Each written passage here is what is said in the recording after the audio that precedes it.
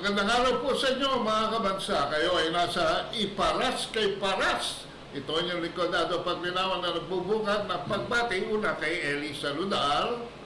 Okay, magandang araw po sa ating lahat. At sa ating sekretary. Magandang hapon, paring Eli. Magandang hapon, paring Ado. Ito na naman tayo sa issue tungkol dyan sa West Philippine Sea. South Philippine South China Sea. South China Sea. Or Yan West naman Philippine talagang Sea. tunay. Kasi yung West Philippine Sea, gawa-gawa lang ni Noynoy Aquino yan. Pero is there really such an area called West Philippine Sea?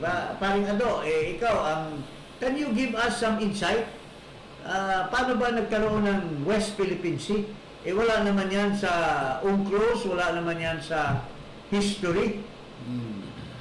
Ang nangyari dyan ay nagsimula sa isang batas na pinalimbag at sponsor ni Francis Tolentino na tinawag na National Maritime Act. Ayan. Oh, Yun ba yung ginawag mong stupid na batas? yan yung tinawag kong stupid na batas. Oh. Okay. Oh. Can you tell us, Meron kasi... kunyari ako si Abante. No. Are you a lawyer? No, I'm not a lawyer. Why are you calling this law stupid? Kasi marunong lang ako magbasa at umintindi. So, ibig mo sabihin si Abante hindi marunong magbasa? Hindi na nga abogado, hindi pa marunong magbasa. It's worse than you. Hindi ko pa nga ho sigurado kung nabasa ito ni Abante. Congressman Abante. Baka umatras. Ang West Okay, Philippine sige. Sea po sa National Maritime Law ay kinabubuan ng 4 na elemento. Kailan ba naipasa yung batas na yan? November 2004 po nang ito'y pirmahan Pero- ni Bongbong Marcos. Pero yung West Philippine Sea, dineclare na yan na West Philippine Sea sa panahon pa ni Noynoy Aquino. Administrative Order 29 po yan.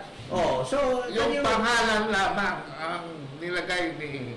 pero walang explanation why Noynoy Wala Aquino po. called Wala. it West Philippine Sea. Nothing binding kasi halos executive order lang po yun. Yeah, but what is his basis for coining it as West Philippine Sea? Yun nga po, unang-una nagtalaga sila ng isang territorial sea around Scarborough Shoal. Yun ang una. Okay. Pangalawa, binalik nila yung Kalayaan Island Group na pinagtibay ni Presidente Marcos noong 1978 sa Presidential Decree 1... Marcos Sr., yung matalino na Marcos. Sa 1596. Ayan po. At pangatlo, nagpangalan sila ng isang Luzon Sea doon sa kaliwa ng northwestern Philippines. No? Facing the Zambales, Pangasinan area. So, in other words, itong batas na tinulak sa losing candidate na Tolentino? si Francis Tolentino. Francis Tolentino. Opo. Bali ano na yan? Francis Talo Tolentino. Francis, Oo. So, yung kanyang tinulak na batas, pinormalize lang yung pangalan ng West Philippine Sea. Hindi po, talagang nilimbag nila yan. Batas yun. In-incorporate nila. Ang problema po, may depekto. Hindi po pwede tayong maglimbag ng isang batas of a territorial sea around Scarborough Shoal. You mean to say you cannot create You cannot create.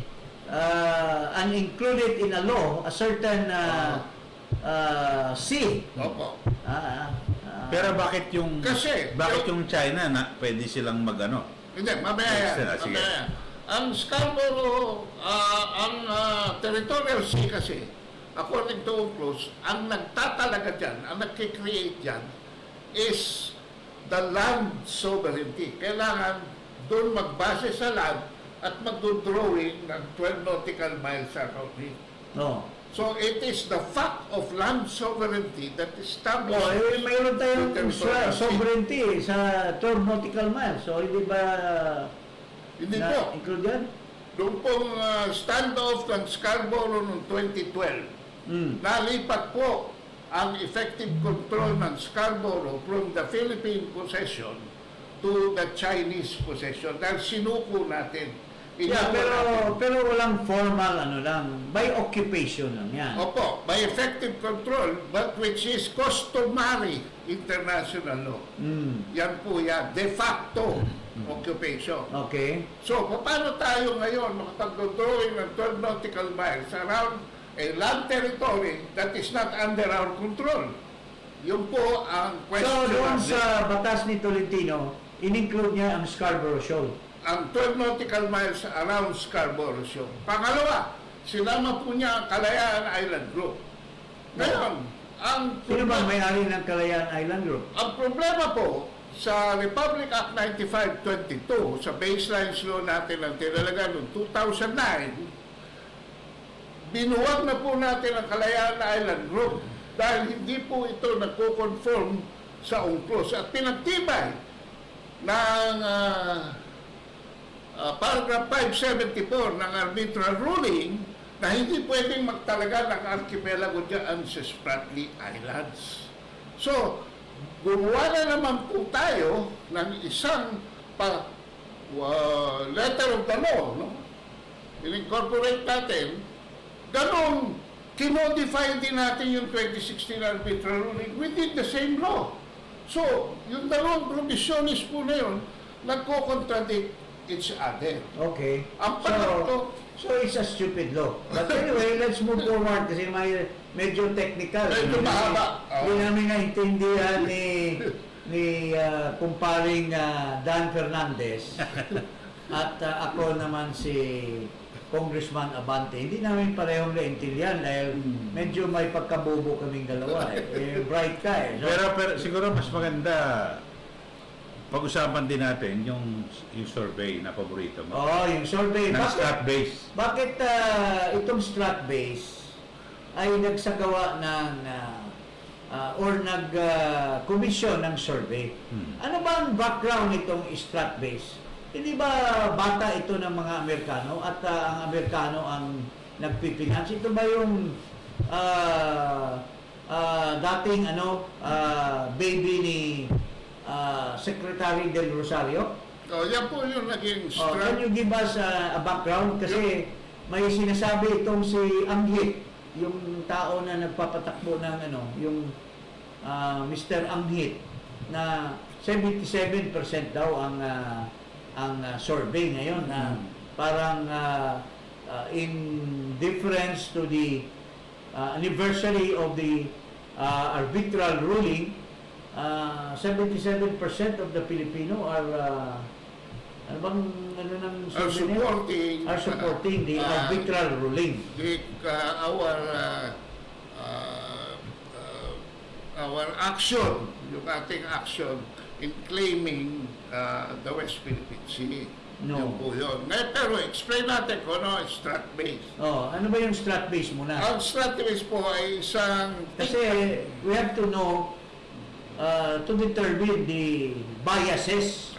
Why are they so concerned about this? Ano bang ng strat base na yan? Sige. Unang-una po, ang strat base ay local agent ng Center for Strategic and International Studies ng Washington, D.C. So it's an American-funded, American-funded think tank. So they cannot think otherwise except to favor the Americans in their view with South China Sea. Opo, yun po. At So ito si Anghit, ito?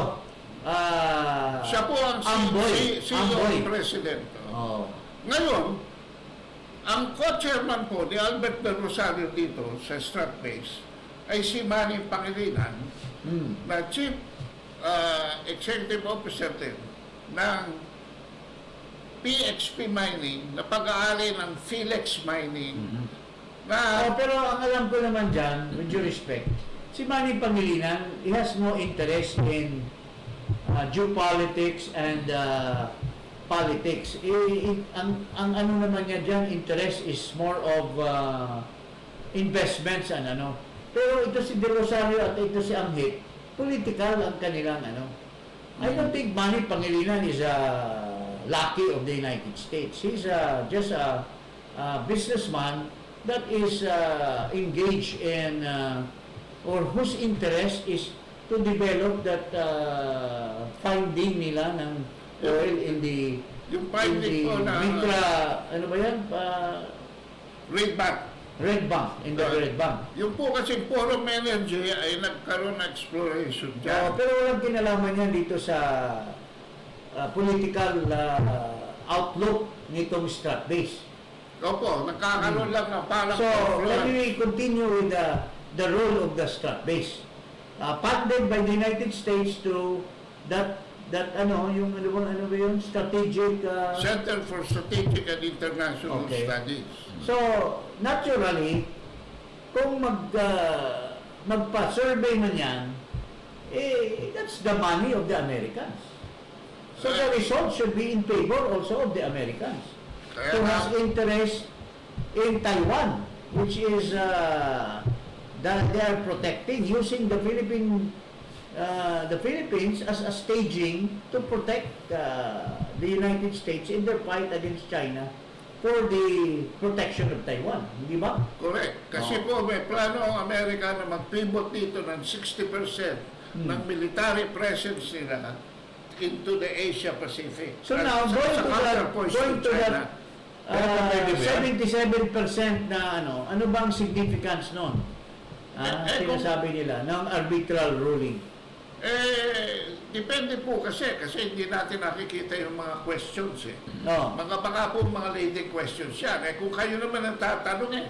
Kasi ang tanong Ano dito, Oh, yeah, si Eddie. kung naniniwala ka ba na dapat ipagpatuloy ng Marcos administration na i-assert yung kanyang karapatan sa West Philippine Sea?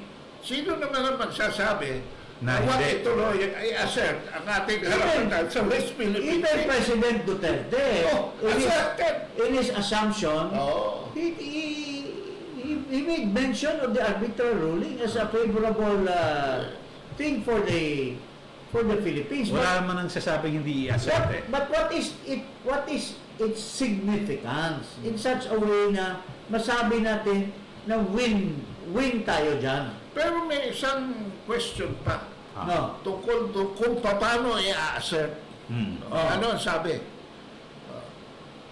Eto, yung sabi ng survey ay kung paano i-assert. No, kung paano i-assert. Sandali Hindi, kasi nung panahon ni Duterte, in-assert din niya, pero through diplomacy. No. Okay. O, ito ngayon, paano daw i-assert? So he wants the Yes. survey says that the Filipinos would want to continue Oo. the support of the arbitral ruling. Diretso ko na. Through Yan. the modernization of the AFP. AFP. Ayun. Yun ang gusto nila. Yan ang gusto nila. So, klaro na gustong magbenta ng armas ang Amerika using Anghit. Itong si Anghit, Itong strat base. na bata ng strat base at bata ng Amerika, using him para makabenta ang Amerika ng weaponry for the Philippines. So, modernize the armed forces, pero maski 100 years pa lang na mag-modernize tayo, hindi pa rin natin mapoprotektahan ang Pilipinas against China. Because we have to be pragmatic. China is,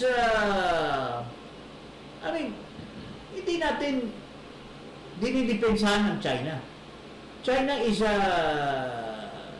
another country at may claim sa atin. Pero sabi mo nga, during the time of Duterte, diplomacy ang the best solution. Pero sila, dahil nga dito, mag-imbak ng armas, pero bibentahan naman tayo ng mga second-hand. Pagka Amerika, hindi tayo bibentahan ng mga bago niyan. At pag Diba? tayo nag-armas na ng-armas, madadawi tayo sa gulo nila ng Amerika at China over Taiwan. Yeah. Wala naman tayong pakialam. Yes. And that's why itong mga EDCA bases, they place it in strategic places, mostly towards northern Luzon, like Isabela, Cagayan, Kasi Malapit sa Taiwan. Proximate yan sa Taiwan. And Including there's Batanes. only one purpose, which is to ally ourselves with the Americans at the time that China decides finally to take over Taiwan. Yeah. Mm. So, ang nangyayari ngayon sa South China Sea, we keep on poking the dragon, ika nga, para magkagaroon ng init, para magkagaroon ng conflict. Pero dito itinatago sa EDCA, no? Itong pagdating ng mga... Kasi wala na yung base militar, tinanggal na eh. Oh. Pero binago, parang ganun. Binago, Parang sa... through the BFA, Ah. through the Visiting Forces Agreement, which was upheld by the Supreme Court as a binding agreement. May ano daw tayo, it did not violate the Constitution. So, bisita muna. Tapos, inalaw yung EDCA. Ano yung EDCA? Ang paggamit ng Amerikano o foreigner ng Philippine bases for their bases. Actually, it's a circumvention. Oh. It's a circumvention of the 1987 Constitution na bawal na ang foreign bases sa ating bansa. Oo. Pero, siyempre, that was, sa panahon ni Noynoy Aquino yan eh, yung BFA, di ba? 2014. So, So, naulit yan dito sa administrasyon ni Marcos Jr. oo. Yun. Kasi kay Duterte, he wanted to refrain. Balances yan. Nandyan na yan, hayaan na lang muna natin, pero we have to guard the movements such that it shall not violate the Constitution. But in the process, ano ang nakuha natin? Nakakuha tayo ng maraming economic benefits. Nagkaroon tayo ng 3 tulay. Nagkaroon tayo ng kaliwata. that is when we maintain diplomatic relations with China. Pero ngayon, zero. Pati yung mga funding ng mga projects natin, like mass transit system, train system, at saka yung mga malalaking dam, nawala lahat. Pati tourism. Tourism, wala pa yata 1 million tayo ngayon. Sa loob ng 3 taon, wala pa 1 milyon. No. Samantalang naka-4 na milyon tayo sa 3 taon ni Duterte, 2017 to Can you imagine 2019. that? So we're losing. 4 na milyon. Pero itong Tariela, in the same way as Anghit, yung Anghit ng Stratcom, Stratcom ba yun? Stratbase. Ano namang papel nitong si Tariela? Hindi ba ito yung binibitray niya ang ating bansa? Nagmamayabang siya na defender daw siya sa ating bansa. Doon pa lang sa pag-aral niya sa Philippine Military Academy, tinay doon na niya yung ating bansa. Bakit? If you are studying in a military academy, hindi ba dapat you should be an upright citizen? You should be a symbol of loyalty, a symbol of ano ba yan? Integrity, dignity, and honor. Pero he has betrayed our country. He has betrayed the military establishment because doon pa lang, balita ko, nagdaya sa kanyang, sa umpisa pa lang, nagdaya na sa kanyang pag-aaral. Ito, Sa isang report na lumabas. ito, pakinggan natin itong question ni Marcoleta sa kanya. You graduated from the Philippine Military Academy? No, sir. I'm 3 weeks short of my graduation. Would you like to say, or you would like to explain why you did not succeed in graduating from that great military academy? Yes, Mr. Chair. As what the chairman, General Acob, knows, we have the honor code among the Cadet Corps Armed Forces of the Philippines. I was charged of cheating with other 7 of my classmates, and it was a gentleman's agreement. If you violate the honor code, you formally file your resignation, and then you just leave, sign the clearance, and get out of the Philippine Military Academy. And that's 3 weeks before my graduation, sir. I never insisted because I respect the honor code. But did you violate the honor code? Yes, sir, we did. That's why I resigned for the good of the service. He is a dishonor to our country. Kasi he has violated the honor code of the military, especially the Philippine Military Academy, which is the bastion of our heroes. People, maraming mga graduates yan who died in their fight to defend our country. There are many people who became generals, armed forces chief of staff, and from the Philippine Military Academy. Even the police. Ang mahirap dyan ngayon ay... Tapos, you have dishonored by cheating. Tapos, hindi daw niya kinontest. Kung may dignidad ka, o kung may ano ka, dapat pinaglaban mo yung, kung hindi ka nagdaya, dapat pinaglaban mo. Di ba? Why will you surrender your right? Ilang linggo na lang? 3? Oh, due process. So, ang hindi ko maintindihan dito, ay kung bakit ang isang PMA graduate din in the person of National Security Advisor, Ed Anyo, is tolerating this guy as a spokesperson for the National Task Force. When for he the West is Philippine a Sea. dishonored person, Oh. a cheater, in the military academy. Hindi ba naiintindihan ni Ed Anyo ang honor code ng PMA? Sino bang kapit nito? Bakit pinapatili pa yan sa gobyerno? At sana nagkaroon na tayo ng diplomatic relation with China. Pero siya ang kumukontra parati. Sinisiraan niya yung China and so on and so forth, na what would have been beneficial to the country is, sinasabi na nga ni Bangag, the foreign policy of our country is we are a friend of everyone and an enemy to none. But why is this guy creating an enemy out of China when in fact we should be a friend to everyone? Friend to US, friend to Vietnam, friend to Taiwan, friend to China. Wala namang problema kung ang kanyang pagtitibay ay yung mga posisyon ng gobyerno kasi spokesperson nga siya. Pero para he goes out of his way para tawagin yung mga tao who have contradictory views. Pero pare, paano naman ang isang spokesman magkakaroon ng credibility to speak for the government when he is a cheater in an exam and was fired or was dismissed as a dishonored cadet? Kasi kung hindi siya dishonored, he should have fought for it, di ba? So yan ang nagdi-defend ng posisyon natin sa so-called West Philippine Sea. Yeah. So, mga kababayan, alam naman natin, even sa time ni Duterte, he has cherished our victory in the arbitral court, no? For giving us certain,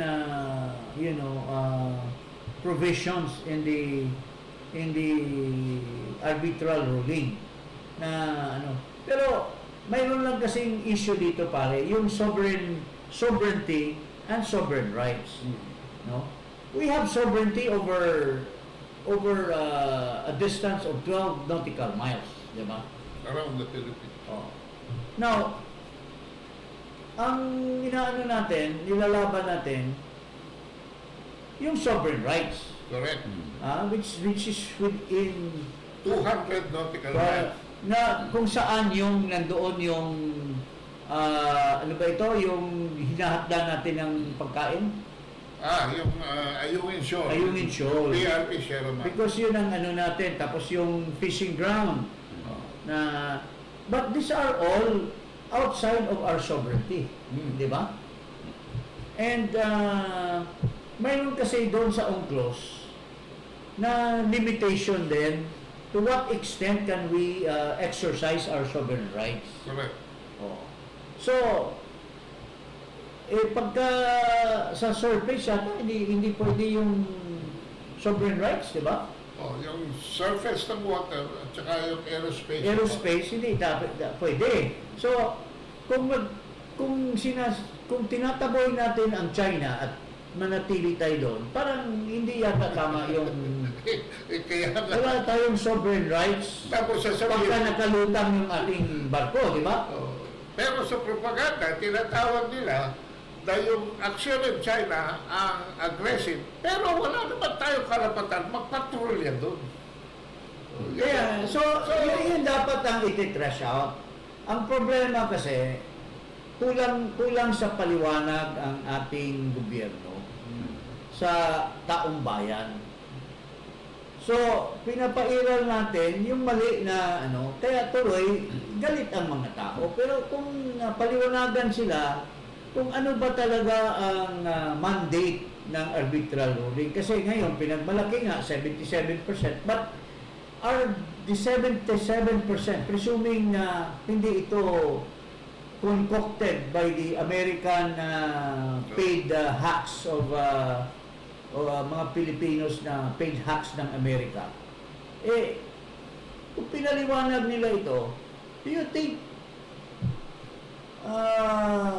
magkakaroon ng ganon? Baka gusto pa siguro ng mga Pilipino, ulitin natin yung arbitral ruling. We should have a more winning stand. Hindi natin pabayaan ito kasi yung sovereign rights, that's nothing, di ba? Ang nangyayari kasi dito ay naka-hardball tayo. Pag nag-position tayo, nag-hardball tayo, maka-hardball din ng China. Pero si Duterte maraming nakuha through diplomacy. Yan, mga economic benefits. At yan ang kailangan ng taong bayan ngayon. Hindi armas. Para sa akin, ang taong bayan is laban sa anumang sigalot o gera. Ayaw nila ng gulo. Gusto lang nila matiwasay na buhay. Pero wala tayo ngayong nakukuha, probinsya, wala tayo nakukuha economic benefits dahil nga dito sa girian na ito. Tingnan mo ha, okay. Do you really think ito, allies tayo ng Amerika? Pero they still impose 20% tariff on us. Yun na nga eh. Kung siguro kung kumampi tayo sa China in terms of trade relations and Free baka free trade. Baka wala tayong problema kasi nandoon yung banana natin. We're developing our durian. We're developing our pineapple. Kung bibigyan natin ng additional sites para sa EDCA, dapat ba taasan ang ating tarif? Dapat nga gawing free trade. Free trade. Miski wala na silang renta. Miski wala na silang abuloy. Namimigay na ng libre. Ang US magbibigay ng ng aid pero may kapalit. Kailangan bumili ka ng 5.6 billion na F-16. Na luma. Luma.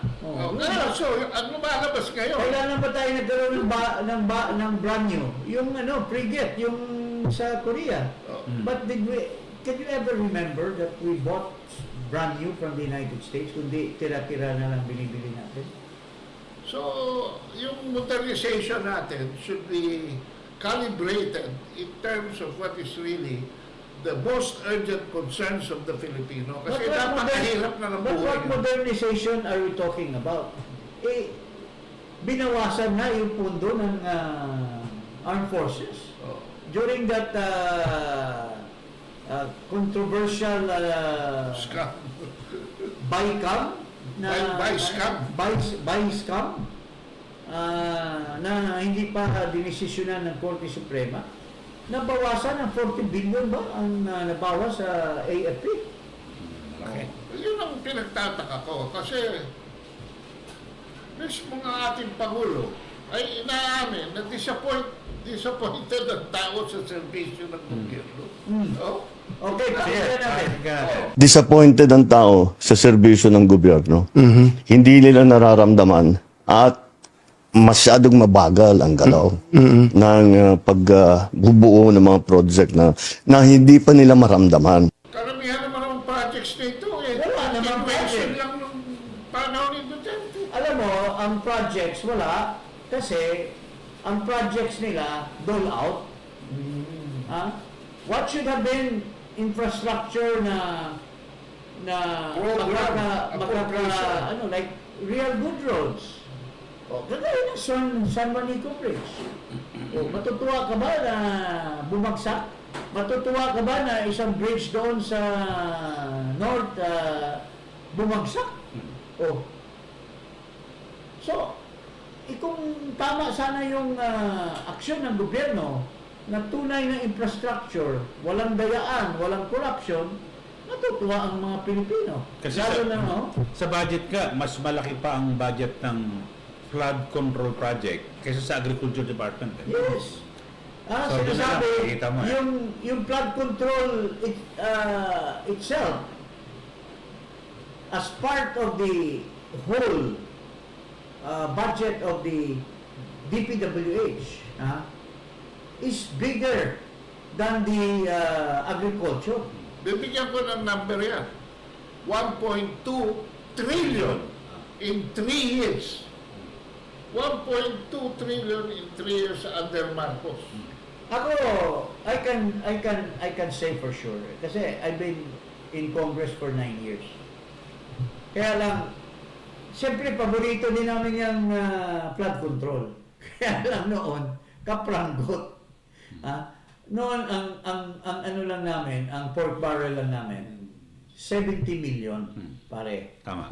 40 million is hard, which includes flood control.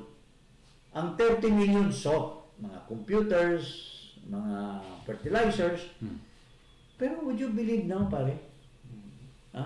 Minimum of 500 million per congressman. Laki, no? Oh. So, can you imagine, bawat congressman sa 500 million niya, siyempre pinapagawa niya, lalo na yung mga district congressmen, papagawa niya sa kanyang kanyang district engineer, lagyan mo kami ng listahan ng flood control project sa district. Yun ang ipapasok ni congressman doon sa General Appropriations Act. So, protektado na. Tapos yung rock netting, napakabigat din yun. Pero doon sa flood control, talagang bawat congressman, mayroong flood control yan for every district. Tapos itong mga party list, siyempre, ilalagay din nila yung kanilang, maglalagay din sila, kakausapin yung isang congressman, pare, maglagay ako dyan sa district po ng may nakuha akong listahan sa district engineer. Hati-hati na lang tayo dyan.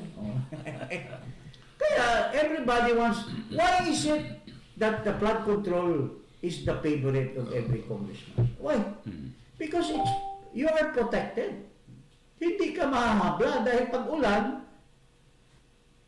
sino pa? Wash out yan. Wash out na yan. Sabihin, sir, Pero, Tsaka ituturo sa basura. alam mo kasi, si Ping Lacson naglabas ng figures daw nung panahon ni Duterte. Bakit daw hindi si Duterte tinatawag na scammer?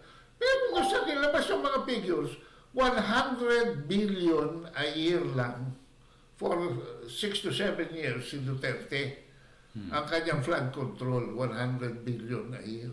Noong panahon nito si Marcos, sa loob ng 4 years lang, 2022 to 2025. 3 years pa lang. Hindi, 22, 23, 24, 25. Bali, 4 years. Okay. 280 billion a year. Halos mag-triple. Laki, no? a year, a year. A year, oo. Or times 4, Kaya ako umabot ng 1.2 trillion. Grabe. Oo. Tapos hindi naman nasusolusyonan yung Hindi, baka. tsaka wala na lang tayo nakita ni Caporet. Tapos, whether the Lord Almighty above is not cooperating with Marcos, pinapakita mo sa taong bayan na sa sobrang baha na wala talaga.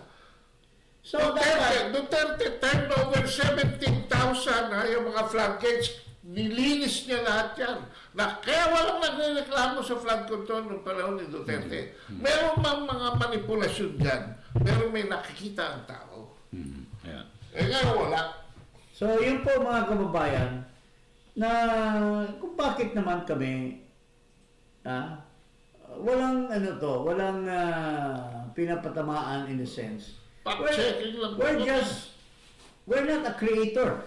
We're not a creator of, we're not bloggers. We're just commenting on what is on the field or in the social media, which is already being made public. So we comment. Kagaya nito, tinanong siya ni Marcoleta, how come you were not able to graduate? So inamin niya, I was a cheater. So why should be a cheater convince other Filipino? Doon pa lang, wala ka ng integridad, tapos ikaw magsasalita, ikaw magiging spokesperson. Is that, parang Ado? Ikaw, kaibigan mo yan si Platnos. Na? Nagharap nga kami niyan sa TRICOM eh. Pero... sinumbong ka niya eh. Sabi niya si Ado Pangilinan. Bakit hindi ka niya kinonfront? Natakot pa sa'yo? Ewan ko ba. Matapos, siya unang umalis eh. Ang bilis niya, ang dami niyang bodyguard. May bodyguard ka yan? Nauna siyang umalis na sa hearing. So hindi ka kinumpronta? Kami nung ibang vloggers, nag-social pa kami doon. Sila, yung iba, sina MJ Kiambao, sina Trixie, sina Joey Cruz, sina Kifi Chu. Pumunta pa sila nun sa mga congressmen. Nag-dialogue sila. Nagkaroon na lang. Kaya nga doon nagka-apologize si Abante. Ha?